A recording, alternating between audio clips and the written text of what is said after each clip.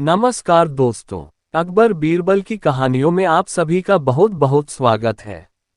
अकबर बीरबल से जुड़ी ऐसी कई कहानियां हैं जो हर किसी को गुदगुदाती हैं, साथ ही एक खास सीख भी दे जाती हैं। आज भी हम एक ऐसी ही कहानी लेकर आए हैं। चलिए कहानी शुरू करते हैं। दूज का चांद। बीरबल बहुत चतुर, बुद्धिमान और हाजिर जवाब था।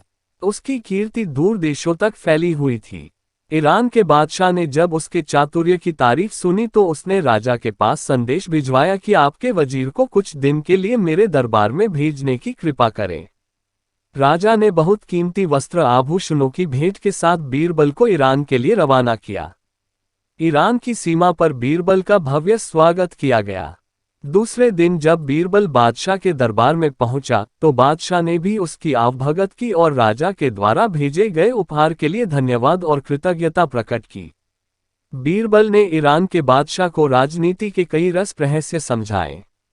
बादशाह उसकी हर राय से सहमत हुए। विदाई की बेला में बादशाह ने अपने सभी दरबारियों के बीच हिंदुस्तानी वजीर से एक सवाल किया कि आपके राजा और मेरे बीच आप कैसे तुलना करते हैं। वजीर ने कहा, हमारा राजा दूज के चांद की तरह है और आप पूनम के पूर्ण चंद्रमा से सुंदर सुशील हैं। बीरबल के साथ आए राजा के दरबारियों को मौका मिल गया। वह आपस में इस बात को लेकर खुसर खुसर करने लगे कि बीरबल ने ईरान के बादशाह के स्वागत सरकार के आगे अपने राजा को नीचा दिखाया है। ईरान के बादशाह को तो पूनम का चांद बताया और अपने राजा को दूज का चांद। दूसरे दरबारी ने हाँ में हाँ मिलाते हुए कहा, हाँ तुम ठीक कहते हो, पूनम का चांद बहुत बड़ा और चमकीला होता है, जबकि दूज का चांद एक पतली सी रेखा की तरह है। वजीर ने अपने राजा को छोटा बताया, इसकी हमें शिकायत करनी चाहिए। तीसरे दरबारी ने कहा।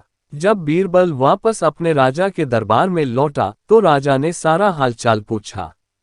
बीरबल की बातें सुनकर राजा बोला, आपने हमारे दरबार की शोभा ईरान तक फैलाई, इसकी हमें बहुत खुशी है।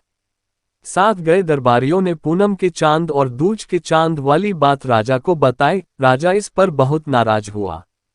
दूसरे दिन बीरबल से उसने पूछा, आपने मेरी तुलना पूनम के चांद से क्यों नहीं की।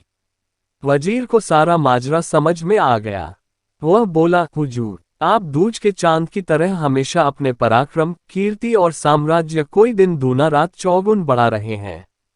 इसलिए मैंने आपकी प्रशंसा की में दूज के चांद की उपाधि दी।